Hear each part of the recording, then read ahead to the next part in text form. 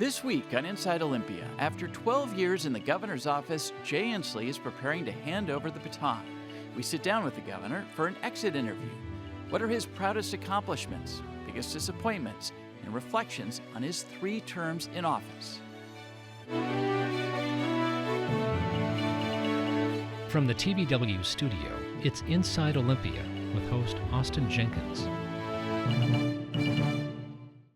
And welcome to Inside Olympia. For 3 consecutive terms, Jay Inslee has served as Washington governor. Now he's preparing to step down from office to make room for incoming Governor-elect Bob Ferguson.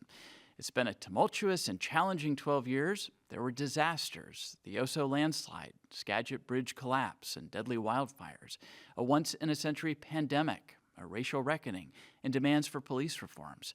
Early in his governorship, when the legislature was divided control, Inslee battled Republicans over his climate agenda. Later, he had to work to convince fellow Democrats to embrace his vision. There was a Supreme Court mandate to fully fund public education, an opioid crisis that exacerbated an ongoing, decades-in-the-making behavioral health crisis, and that's just a partial list. So what are Inslee's reflections on his 3 terms in office? What are his proudest accomplishments, biggest disappointments? Does he have any regrets, things he would have done differently? Joining me now, and for the full hour this week for an exit interview, is Governor Jay Inslee. Welcome back to the Well, thank you. program. Thanks for that warm-up. It sounded like a disaster zone describing the 12 years. But It was a long 12 years. I but do want to note, though, during my term of office, there was not a single volcano that blew up. This is And true. We're very proud of that accomplishment. Yep. No tsunamis, no volcanoes. No tsunamis. But when you're in office for 12 years, things are going to happen.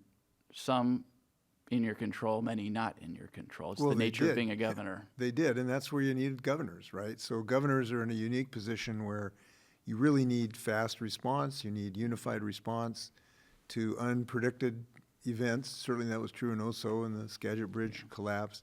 But obviously COVID was a historic moment for our state of something that we had never faced before. And the governor was the position that was charged with the responsibility of making those, life and death decisions. And I do think that was a historic thing in our state. And I'm very proud of our state. I think our state really pulled together. And I believe that what guided me in my decisions were the basic values of the state of Washington. When you think about us, who we are, we believe in science. We care about our communities. We leave nobody behind.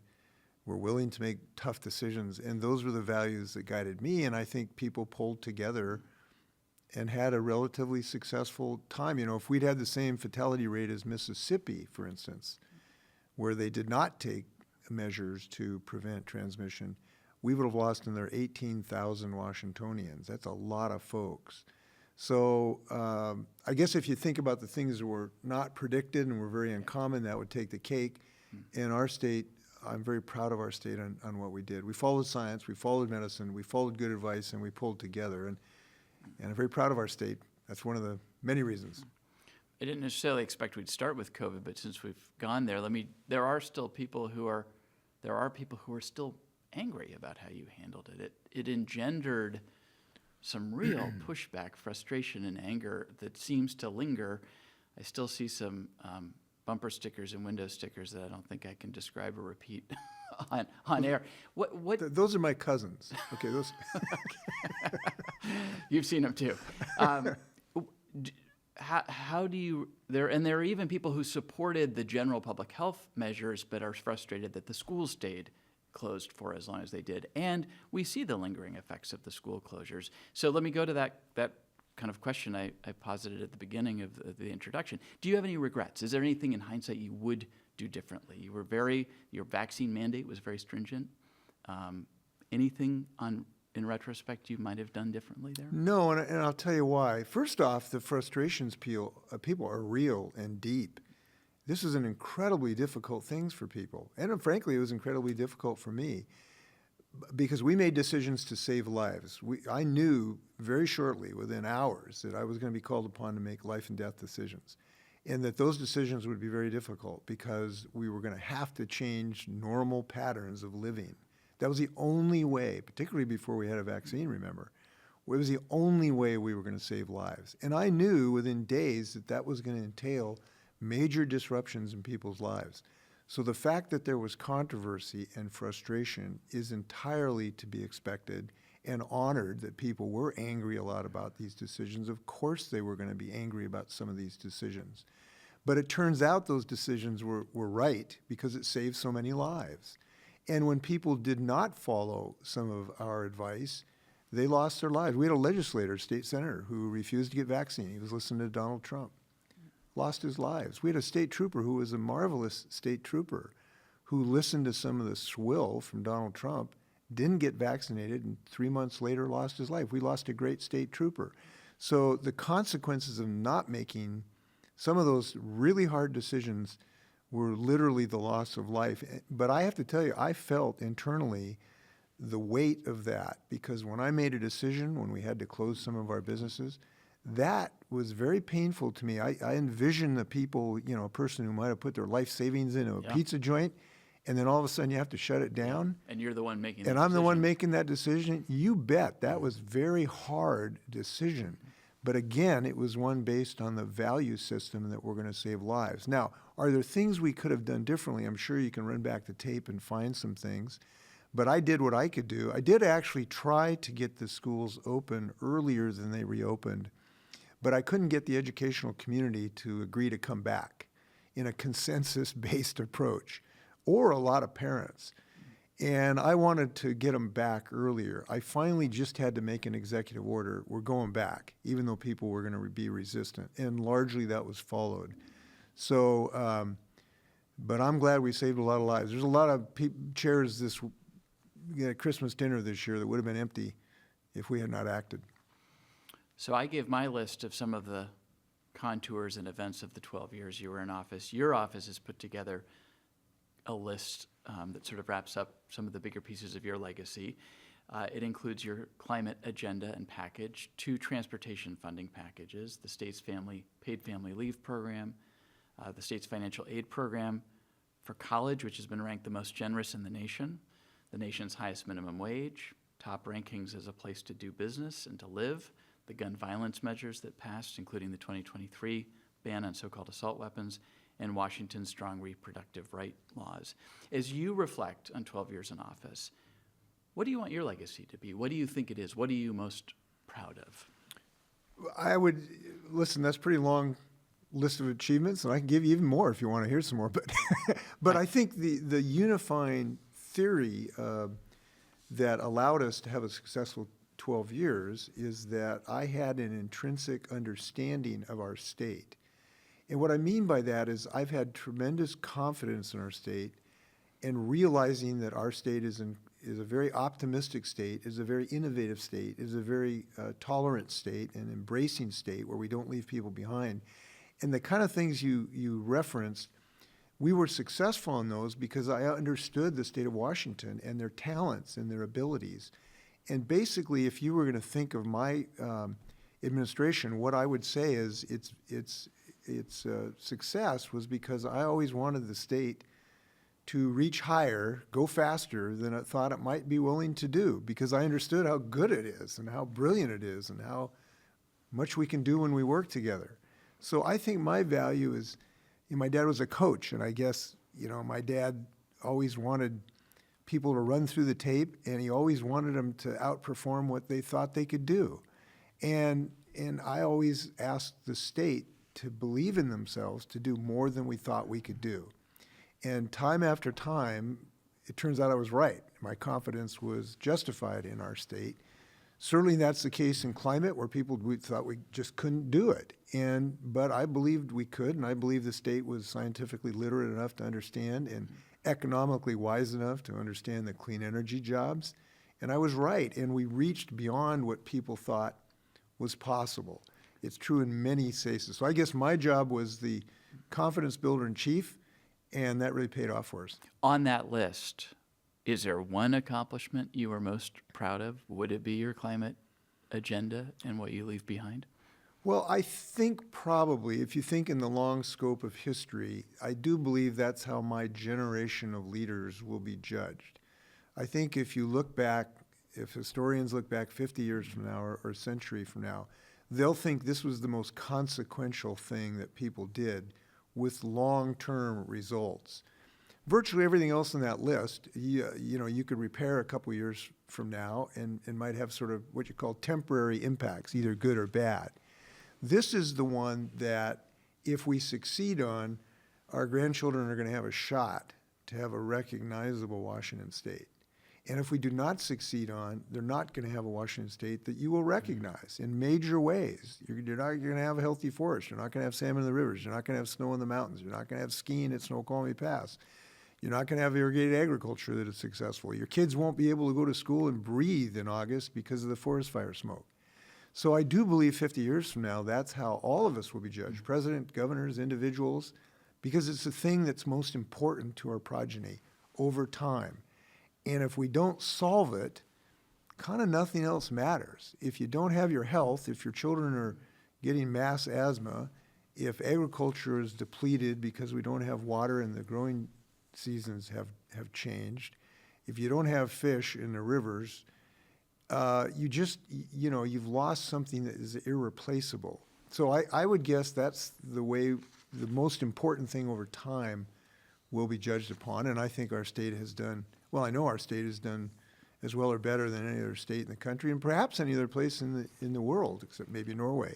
So I'm very proud of our state. And obviously, voters upheld the Climate Commitment Act at the ballot this year. That was a major plank of your agenda that was up for ratification or repeal, and it survived. That said, the recurring criticism I hear from those who don't appreciate your climate work is that our climate emissions haven't really budged, and are we even on track to accomplish our shorter-term and longer-term goals? So now that this is all in place and hasn't been repealed at the ballot, what can you say about meeting the 20, 30, 40, and 50 emission reduction targets? This act is working big time, and I can take people around the state of Washington and show the progress of this in every county in the state of Washington. That's one of the reasons we had this amazing performance where we won Yakima County on this, a very red county that I used to represent. So the first thing I would say is people embrace this. Now, you will be able to always find somebody in the state of Washington who doesn't agree with me, but 62% in an overwhelming vindication of the vision that I've believed in for a long time agreed with this, as well as long-term care and capital gains. I don't think you'll ever see a governor exiting after 12 years who've had so many vote on so many initiatives with such success as they go out the door. And those wins were incredible. So the most important thing I can say is people have embraced this vision. And in a democracy, that's really important. Second thing I will say is that we are seeing the success stories of this initiative all over the state of Washington. I was on Radio Cadena yesterday, the Spanish-speaking language, in Toppenish, and the first thing a person said was, "Thank you for the solar panels." And I remember talking to this ag worker. She gets up at 4 in the morning to pick apples. She now says, "I love getting my utility bills." I go, "Why do you love getting your utility bills?" She says, "Because it's zero. It makes me happy once a month." We have the largest manufacturer of silicon anode batteries in the entire world are in Moses Lake. We have 3 fusion companies, the most dynamic fusion countries in the whole world. We're within 10 miles of the Space Needle. We are building these generating capacities and jobs across the state of Washington. We have increasing usage of electric vehicles in a very significant way. We're just a little bit behind California in our use of electric vehicles, new electric vehicles. But are we on target to go all electric by 2030, which is one of the goals? I believe we can meet that goal, actually. I think if you look at the progress, look at the 2 companies I mentioned in the silicon anode batteries. One of the things that's a recurrent theme of clean energy is that the technology always develops faster than we thought. Nobody predicted the price of solar power would come down 90% in a decade or a decade and a half. Nobody thought we would be that successful. Now we have 2 companies in Moses Lake, Sila and Group 14. They're making a silicon anode battery that can increase the range of your vehicle by 30%. Imagine you got an EV that has now 30% additional range. This is in the near-term future for us. And because of these technological improvements, we are going to accelerate the deployment of these technologies. So yes, I believe these are very achievable. I think we are on track. And thank goodness we got a smart state that vindicated that vision. And just to be clear, there's the Climate Commitment Act, which is essentially a cap and trade program. There's the 100% clean electricity policy by 2045, I believe, the clean fuel standard, clean building standard. Does that package of policies put this state on track, in your estimation, to get to carbon emissions 45% below 1990 levels by 2030, 70% below by 2040, and 95% below by 2050? Yes, with this if. The if is if we can in fact site the facilities to produce this clean energy. And we do need some improvements in our laws and in our community commitment to actually site these facilities. Look, if you're going to produce electricity, you got to have a place to build it. And that has been a real challenge for us, because when you build something, there is always concern. Change is always very difficult for any community, and having a more rapid decision-making for siting these facilities and transmission lines as well is absolutely imperative. So we need to pick up the pace of our decisions where we build this technology. And I'll tell you this, one thing I know about Republicans and Democrats, they both want, when they put the toast in the toaster, they want it to heat up. And the only way to do that is to build a lot more generating capacity. And the only way to do that is to site these facilities. So this is one nut we got to crack.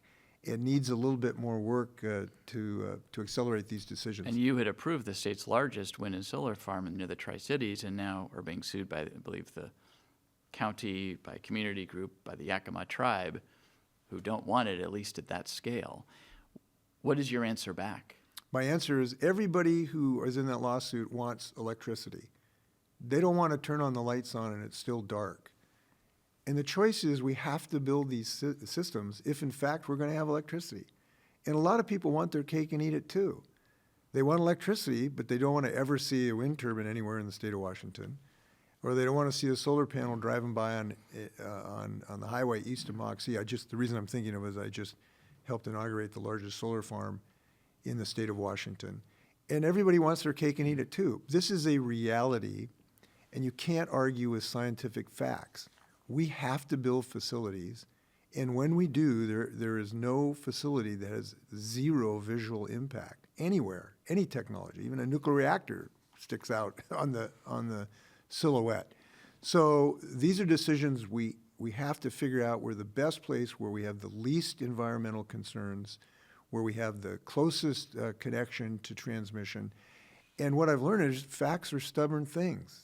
And if we're going to have an electrical system that works, we're going to have to build some of these systems.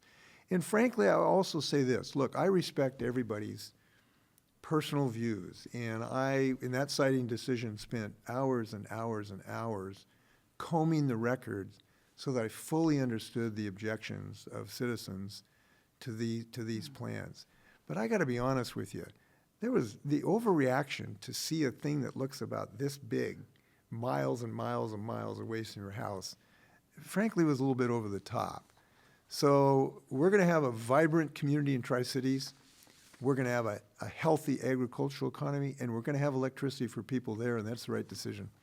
I do just want to note that the Yakima Nation tribal chairman said, renewable energy development is an important solution to our energy crisis, but it cannot be developed at the expense of our land, our water, our wildlife, and our sacred places. Right. Well, then I'm looking forward to the magic wand where we can sprinkle clean energy across without developing any projects.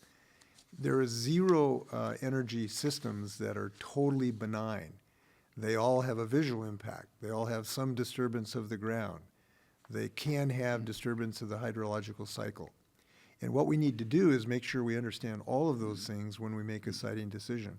And I'm very confident that our system does do that now. I'll give you an example. So the solar farm that we just opened east of Yakima, they did to make revisions to reduce the hydrological disturbance of these creeks that flow, once a year for 5 days. But they redesigned it at the request of the Department of Ecology to minimize those impacts.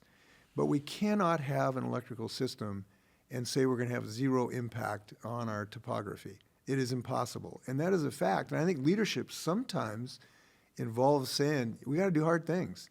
And this is not going to be easy because change is difficult for all of us. But we got to change if we're going to save this beautiful state. So what about, that's your climate package, if you will, is one of your most proud accomplishments of your tenure. Do you have a biggest disappointment, something you were not able to accomplish, or something that happened during these 12 years that you would rank as a disappointment? You know, I almost hesitate to answer that question, and I'll tell you why. Because the achievements we've had so diminish any disappointment that I could imagine. It overwhelms any disappointment. What other governor can say that they've served for 12 years and have a state that has been simultaneously ranked the best place to do business and the place to be the best worker, to be a worker in the United States? What other governor can simultaneously say they have the best financial aid package in the United States, bar none, the best paid family leave, the highest minimum wage, giant infrastructure projects, two of the biggest transportation packages. One I got through a Republican Senate after a lot of work. Solution to the McCleary, you know, standing up against Trump on the Muslim ban, first governor to do it, getting rid of the death penalty. The list of achievements is so long, it sort of dwarfs any disappointment that I could imagine. So I got to be honest with you. It's very difficult for me to feel a disappointment. Now, there's challenges that remain unmet. We're going to need to continue investment in housing, or we're not going to get on top of this homelessness crisis. Now, I've increased housing commitments by billions of dollars. It's increased every year I've been a governor to try to address that. But we still have unmet needs. A lot of it, yeah. And so that's why I have proposed a budget for consideration that actually does continue those investments rather than slashing and burning like the Republicans want to do and throw these people back into homeless encampments. So, and food lines. And look, we got nutritional needs. The food banks, the number of people coming into food banks increased 33% in 1 year. So we've got this economy that's producing this enormous wealth, but it's also producing poverty at the same time because we haven't built enough housing and it's not producing the kind of jobs we need to afford housing. Those are going to need continuing investment going forward. So I don't want you to think that we have solved all of our challenges in the state of Washington. But I got to tell you, it's being disappointed in what I've done, it's hard for me to dredge one up. I'll help you out because the Republicans have a list. Oh, good. Okay. Well, we should work off the Republicans' list. So here, let me run some of these by you and just get your response. They talk about the sort of comparing when you came into office to now. The price of gas is higher. We went from 12th most unaffordable in the country to 4th most unaffordable in the country, according to them. Same slippage on rent affordability. State and local taxes per capita higher than they were when you took office. So they point to several crime rates that are higher, lower ratio of police officers to citizens, drug overdose deaths, the number of unsheltered chronically homeless, 8th in the nation, they say in 2013, 2nd in the nation, 2024. And then they talk about education, student performance on the National Assessment of Educational Progress, slippage in 4th and 8th grade math and English test scores. So they say, look, the state went backwards in some key metric areas over those 12 years. How do you respond? Well, I guess what I would say is I think the best response is we live in a democracy, something the Republicans are not particularly adept at being committed to right now because they still think Donald Trump won the election, and now they've been thrown their entire leadership to a MAGA person who does not respect democracy. And do you distinguish between Republicans on a national level versus Republicans you're working with in the state legislature? I just want to be clear. Not a lot, and I'll tell you why. The Republicans, I'll give you an example. One of my great disappointments is we have had zero leadership from the Republicans on trying to figure out how to deal with climate change. I formed a bipartisan committee the first year I was in office. I said, let's really try to work together to try to figure out what the right approach is to climate change. And by the way, that was when the Republicans held the Senate. You came in with divided control. Senate. So we had a bipartisan committee. And the reason is I wanted to extend an open hand because Democrats are not the sole font of wisdom. I'm sure there's ideas Republicans have that are good if they wanted to. I remember this. Was it the CLUE committee, the CREW committee? Yes, what was it the CLUE, whatever it is. Right. But whatever reason, it was spectacularly unsuccessful because the Republicans had zero interest in addressing climate change at all, period. So we have never had a single proposal out of the Republican Party, zero, to actually deal with building a clean energy economy. That's been very disappointing to me. Anyway, coming back to your question. So listen, it's not nirvana in the state of Washington. All it is the best state in the United States. And I know that because we've been rated the best place in the United States by multiple people, number one. And number two, the most important rating system are the people who vote. And guess what the people have voted? They have rejected the Republican attacks on me every single year since I have been governor. I have picked up legislative seats every single year as governor. We now have 5 Democrats in all the statewide offices. We had 3 of the largest, most obvious and most titanic vindications of any governor in Washington state history when they attacked me in the long-term care, they attacked me on capital gains, and they attacked us on our climate laws. And the people of the state of Washington rejected their approach. So no, it is not nirvana, but what I can say categorically is that the people of the state of Washington, by large margins, have rejected their approach to some of these challenges. We're not the only state that has challenges with crime and homelessness. Every state has to some degree. But what I can tell you in Washington state, they have chosen the approach by large margins of what I have proposed. And happily, in more places than you would know, the climate change initiative, we won that in Yakima County, which, has heretofore been a red county. So what I can say is the people are the ultimate arbiters of who's right and who's wrong. The people get to decide, and they have categorically decided by large majorities that we're going to make these investments. We're not going to give up investments. We're going to stand by people. We're not going to take the right away of choice. We're going to allow people to marry who they want. We're going to get rid of the death penalty. We're going to tackle climate change. We're going to take care of our elders with long-term care. We're going to have the best financial aid package. We're going to build transportation, and that's what we're doing. Okay, we're about to go to break. I want you to... But I always respect their criticism. Got it. Just before we go to break, I want you to reflect just briefly on the role of Trudy Inslee, the First Lady of the state, because I know she was integral to your administration. She was often in the room, at least at news conferences. You can say that again. You can give you a chance to pay tribute to your better half here. Well, it's very easy. Trudy is a very unique person. She can walk into any room, doesn't matter where it is, and people will instantly feel open to having a discussion and a dialogue. She has a power of bringing peace and openness that is really unparalleled. And I can't tell you how many times people have told me that they enjoyed her leadership in so many multiple things.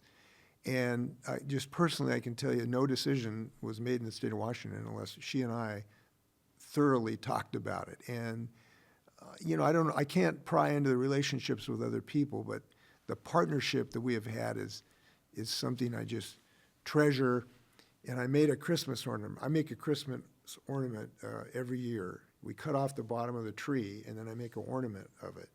And we kind of memorialize what the last year was, a wedding, or new kid, whatever.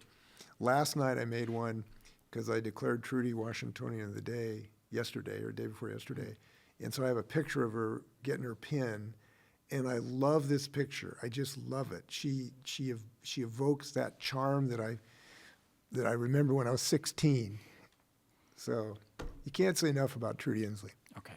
With that, we're going to take a quick break. When we return, we continue our exit interview with Governor Jay Inslee. Watch all of TVW's award-winning shows on your time at tvw.org. And welcome back to Inside Olympia. Joining me once again is Governor Jay Inslee, who has one more thing he wants to say about Trudy Inslee. Well, I want to talk about Trudy for the next hour. But anyway, two quick things. We only have half an hour, by the way. Trudy's leadership has been really important on youth issues. So we're very proud. We have reduced youth homelessness by 40% in the last several years. And she has played an instrumental role in rallying everybody around that mission statement. I want to give her a big shout out for that. Secondly, she has been someone who has stood at my side for decades now, trying to bring common sense to our gun safety laws.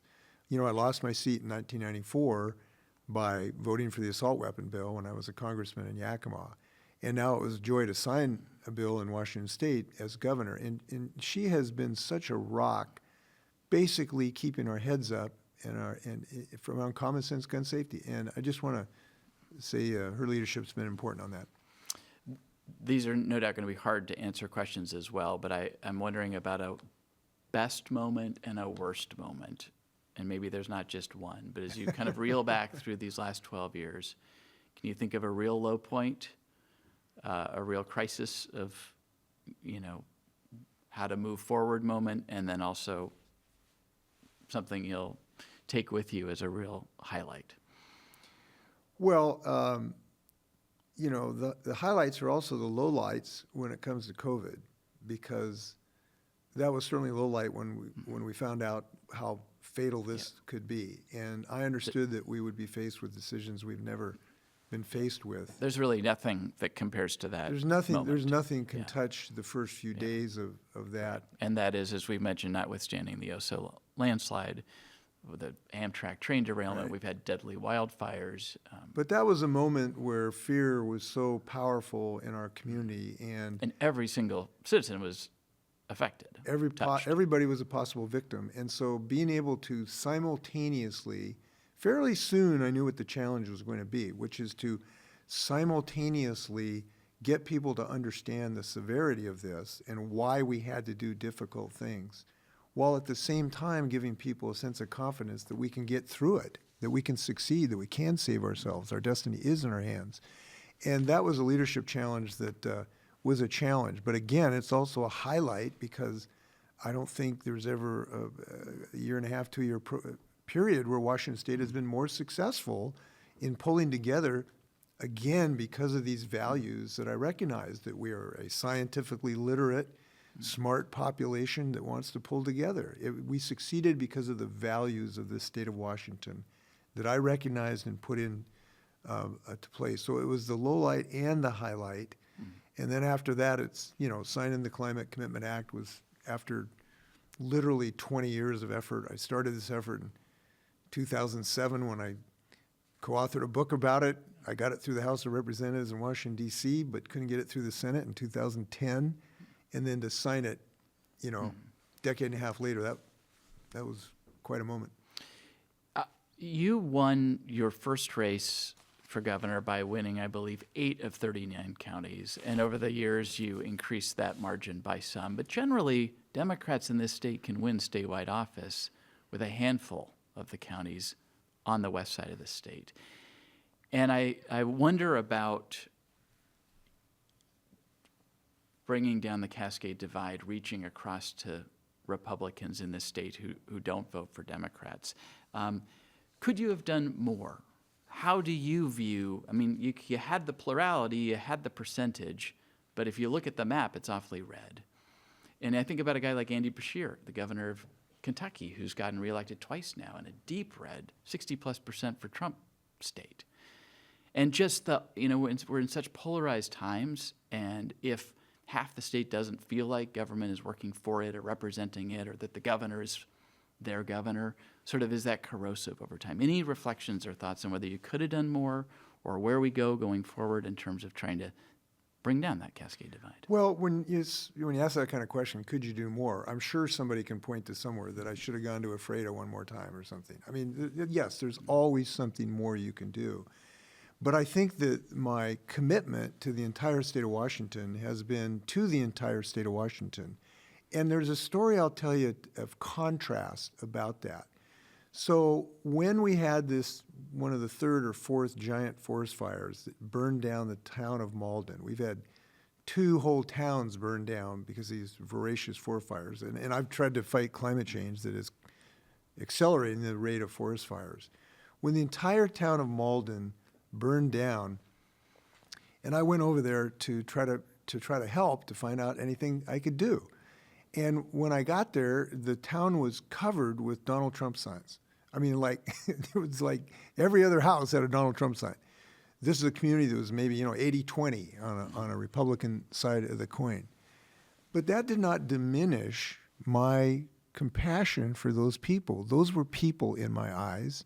And I dedicated myself to doing everything possible to help them as soon as I possibly could. And I can fairly say that in my heart, the people in Yakima and Tonasket and Aberdeen have the same affection in my heart as they do in downtown Seattle. It's just how I felt. And when I made decisions and allocations of my time, that's how I did it. And I spent as much time in every small corner as I could, helping in any way I could. Now, the reason I tell you this story is there are other politicians who don't do that. And then we had a president of the United States, when I asked to help the town of Malden, refused to send any emergency assistance to Malden because he believed in punishing people that he disagrees with He was mad at you. politically. He was mad at me. So he refused to help the people, 80% of whom voted for him, in Malden, Washington. I just tell that story because when people say, well, geez, why didn't you make the whole state blue? Look, people have different attitudes. They have different philosophies. But all I can tell you is, in my heart, there's no Washingtonian, no matter how they voted, that has a greater lock than any other. What is your thought, though, in the wake of this most recent election about the state of the Democratic Party? It's the fact there's such erosion of support among the working class, and now even among groups that have traditionally been very supportive of Democrats, Latinos, African Americans, and others. Where does this party, whether it's in Washington state or nationally, go from here? Well, for those looking for guidance, I would suggest they come and see the Washington state. Because in our state, we just had the 3 largest issues that I worked on for 20 years be totally vindicated by the voters of the state of Washington. In our state, we just had all 5 statewide leaders are Democrats. First time that's happened since FDR was president. I'm just going to interject, though. Democrats, though, have lost coastal Washington. Grace Harbor used to be reliably Democratic. It's now reliably red. People have made decisions where they live that have shown more concentration both ways. And this is a national phenomenon. Now, I don't want to get too deep into political science, but there's a dynamic that has happened nationally which is fascinating, which is people have segregated themselves based on ideology. So now, when I started in politics, there were twice as many zip codes that were purple. There were twice as many zip codes that were not red or blue. People have now segregated themselves. Yeah, we're sorting ourselves geographically. We are sorting ourselves geographically. Now, I don't know the full answer why that is. And so that has happened nationally where some places have become redder, some places have become blue. That's a decision by individuals where they live, not because of anything that I have done or the Democratic Party has done. But is there something that Democrats need to do to start to rebuild support among, in particular, the working class? We need to continue the policies that I have led in the last 12 years in the state of Washington. Because I'll tell you what you get when you follow my leadership. Giant majorities, dominance, political victories. Now, that's not the goal of life. The goal of life is to help Washingtonians. But if people want to know how you win, do what we're doing in Washington State, and you'll do pretty well.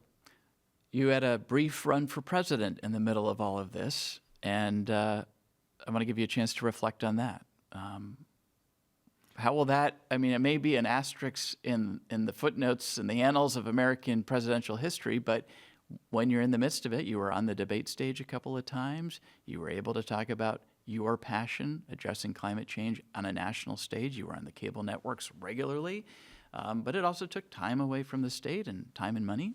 What are your reflections on that period of time? Well, it's no secret that I ran for president. It just seemed like one at the time, unfortunately. So I'm very glad that I did this for 2 reasons. One, it was so inspiring a process. I wish more people could run for president and get to meet the people I met who really care about the future of the country. It was inspiring. It was heartwarming to go to Iowa and New Hampshire and talk to people who care so much that they want to make the right selection. I tagged along with you to New Hampshire before you even announced. And so it was really inspiring just to meet people to go through the democratic process.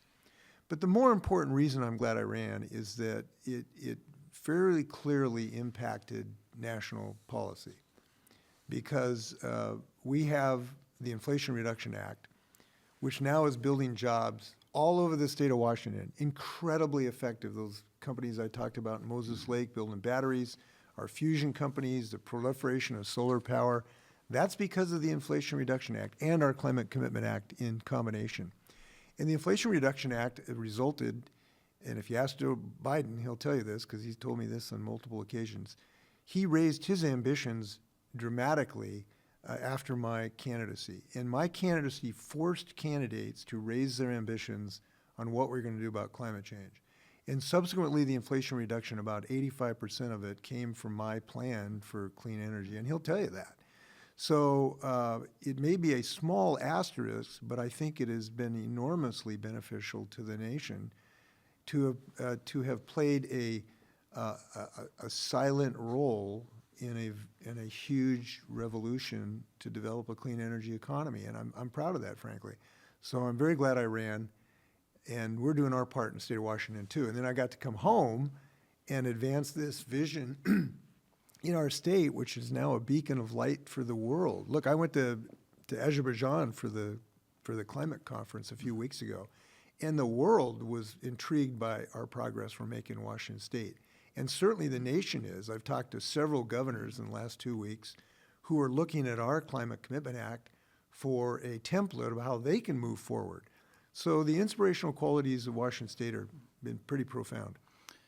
While we're talking about runs By the way, I should say this. This was Joe Biden's leadership to get this done, not me. He was a miracle worker to get this through the U.S. Senate. Well, I know you're retiring from being governor, but since we're on the topic of running for other offices, do you have any plans, ambitions, thoughts that you would be a candidate again in the future? No, I don't see electoral office in my future. Neither do I see retirement in my future. I do want to say full-time active. I hope to find some way I can contribute to this continued momentum we have. Any ideas what that might look like? I just have even begin just to start about it. There's some potential visions for some nonprofits. Maybe I can help some other company somewhere. I don't know. Nothing terribly specific. If Vice President Harris had been elected, would you have been interested in a role with a presidential administration? Would have seriously considered it. The thing I would have wanted to know is what she would have really wanted in that office. Mm-hmm. So I couldn't categorically say it right now, but I think her direction was where I wanted to go. So yes, I would have seriously considered it. And by the way, Joe Biden came to a fundraiser a few months before the election and got up on the stage and announced that I was going to be in his cabinet, which was interesting because he never asked me.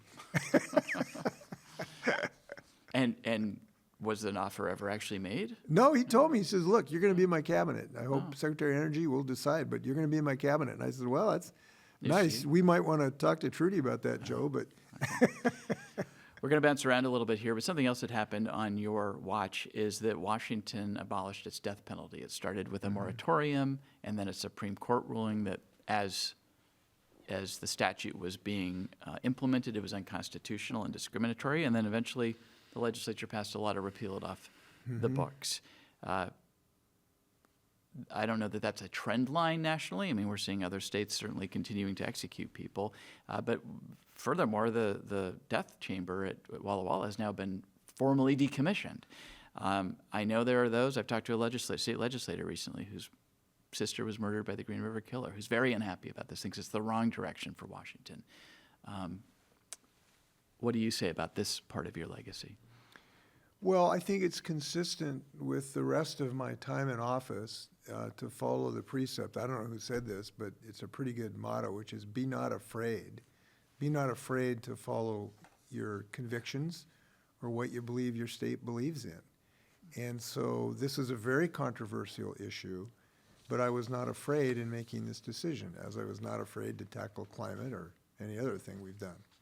And so I made a decision based on a conviction that it was not in the best interest in the state of Washington, and the death penalty was grievously unfair because there was an enormous inequity in its imposition between races and geography. And importantly, it was totally unfair because it would result in disparate justice big time. So if you're in one county, you'd get life in prison. If you're on the other side of the county line, you get hung. So we were treating people in the state of Washington dramatically differently for the same crime. And whatever you think about the death penalty itself as to its value or deterrence or justice, I felt very profoundly that we ought to follow what's carved. If you go to the U.S. Supreme Court, it's carved in the marble, equal justice under law. And there is no way you could say our death penalty was equal justice under law. It was massively unequal and could never be equal the way that we now could administer it. So on that basis, I thought it needed to go. So I took executive action, and the people largely agreed with us. And the reason I know that, it's very controversial, and I'll come to that in a minute, but the people largely agreed to that, and I'll tell you why. Again, coming back to this issue, people have voted for the people who believe this time and time again by huge majorities in the state of Washington. So I do think it reflects the large majority of what Washingtonians think. Now, having said that, this is very painful because before I made this decision, I spent considerable time meeting the victims' families to talk about this issue. And obviously the pain that these people feel is profound. And I found disagreements. Some who had lost a loved one saw no value in continuing this. Others thought death was the only thing that could bring them closure. So there was a difference in how victims felt. It was not unanimous. I'll tell you one way I felt. One of the things I know, I used to be a lawyer, and one of the things I learned is that the prolongation of issues is destructive to people. And in a death penalty case together now, typically, it's at least a decade, sometimes 20 years before the case could go through the appellate system. And during that entire time, the victims' families are waiting for a phone call from the attorney or the judge. What's going on? They have to suffer that uncertainty. And I thought that was unfair to them. At least give them a result one way or another, which we can't do for decades. So for those reasons, I took action. It's been confirmed by the state of Washington. I want to ask you briefly about budget and taxes. You rolled out your final budget proposal this week. It calls for additional spending. It also calls for a new wealth tax and an increase in B&O taxes. I know you have been reminded frequently that as a candidate for governor back in 2012, you said in a debate, I do not believe tax increases are the right path for the state of Washington. You also said you would veto taxes, which you called the wrong direction for the state. Why did you go on to support taxes year after year, up to and including this year? Did you mislead voters? Why did you change your mind? Well, we've had this dialogue before. We have. You repeatedly remind me of that. I'm not the only one, I'm sure. Right, and I repeatedly remind you that people have elected me 3 times by massive majorities, by 500,000 votes since that. So I guess what I'm saying is the people are the ultimate judge of these things, and I think they understood that we've had some fiscal conditions that if we're going to tackle mental health and get people mental health, if we're going to solve McCleary, if we're going to help build more housing, you're going to need more revenues. And people intrinsically understood that, and that is why they have voted for me in significant majorities. So again, I fall back on the ultimate refuge of the politicians, which is the people have spoken. So it is good fodder for you to ask me repeatedly about that. You're doing a good job. But the people have spoken. They've liked the leadership that they have received in difficult times, including those very difficult decisions on revenues. And let me repeat what happened a few weeks ago.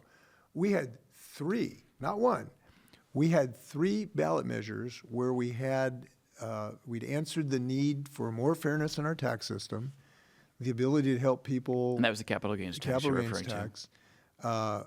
An ability to help people, the long-term care program, progress in dignity as they age or they're ill, and the climate change, the Climate Commitment Act. All 3 of those involved revenues. All 3 of those involved investments. And the people of the state of Washington decided by over 60%.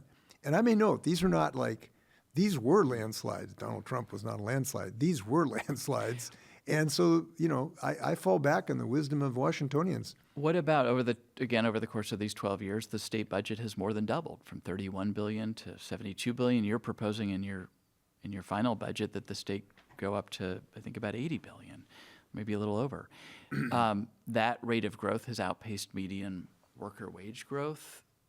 How do you justify it? Is this sustainable? Republicans are saying, good grief, we've got to turn the corner here and bring down the rate of growth in spending. Well, the easiest way to justify it is that people want it. They think it's the right direction for the state of Washington. And for all the caterwauling of the Republicans, they have rejected the Republican approach, which is don't take care of the homelessness problem, don't respond to the need for mental health for our teenagers, don't solve the need for early child education. And I can go on and on. The people Although have there has been rejected- some remarkable bipartisanship on some of those issues, and some of the budgeting decisions have been embraced. And I'm noting this mostly for the audience. Republicans have supported some of these budget decisions. Yes, but in totality, what they are saying is that the rate of growth is unsustainable. I should point, the Republicans always embrace spending. They just never want to pay for it. They want a schoolhouse, but they never want to pay to build it. So they'll always say, yeah, I love education, just don't want to build a schoolhouse. So what my point is that ultimately people have decided this is the direction we want to go in the state of Washington because they realize certain things. They realize that we're a growing state. We've had 1 million people move into our state since I've been governor. And maybe that's vindication of my leadership as well in our whole state because it's the best place to live and do business. And because you're a growing state with 1 million more people, you need to serve those folks, number one. Number two, we have an economy that is simultaneously producing wealth beyond human imagination and increasing hunger and poverty at times. And to respond to those things, Washingtonians don't want to just ignore children who have mental health problems. They want to treat them. They don't want to ignore the fact that seeing people live in homelessness encampments. They don't want to ignore that. They want to make investments in giving their children the ability to finance a college education. And we have the best financial aid package in the United States. Republicans have helped to that on a little bit on that subject matter. So they want these things, and they realize if you want these things, we need to finance them. And that is why, time and time again, the public has supported the direction that we're in the state of Washington.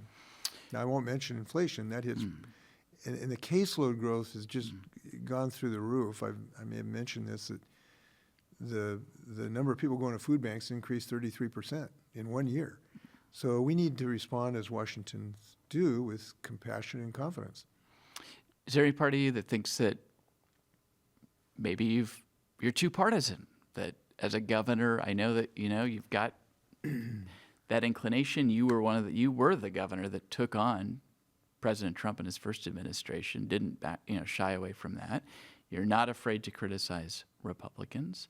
Some would say, "Gosh, as governor, do more to try to reach across the aisle. Do more to try to get above the partisan fray." But how do you reflect on sort of your political DNA, how you're built, and sort of your instinct politically? My instinct is to look as Republicans just as future Democrats. So I'm always remaining hopeful for them that they will help.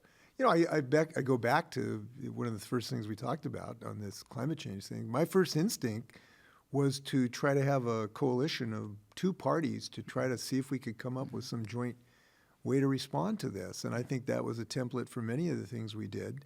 I would point out that it took me years, but I forged a bipartisan transportation bill, which was quite amazing because the Republicans, for years said we're never going to vote for a transportation tax to actually finance roads and bridges. And so I think we have had some bipartisan successes. I think we should relish those.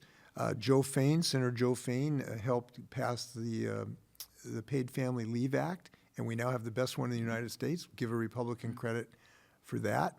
I'm sure there's a number of things I could dredge up as well. I think the earned income tax credit, or maybe that's not quite the right word for it, became bipartisan. Yeah, we're under a minute, so I want to give you one opportunity to offer advice for the incoming governor. What are you going to tell incoming Governor-elect Ferguson? What do you wish you had known on day one that maybe you can impart to him? Just very briefly. Bob was at a DJ event with me, and I was asked this question, and I said, my advice is always take the call from the previous governor. So that's one piece of advice. I guess the advice I would give is that every day, no matter how tough the challenges are, no matter how much controversy you're associated with, enjoy this incredible opportunity to help Washingtonians. Okay. Governor, thank you. Thank you. Appreciate the time. Good luck in the future. You bet. Our best to Trudy. Happy holidays. Thank you for watching Inside Olympia. This is our last show of 2024. We hope you have a good holiday season, however you celebrate, and a Happy New Year. We'll see you in January with a fresh lineup of interviews to start the year. Until then, be well and be safe.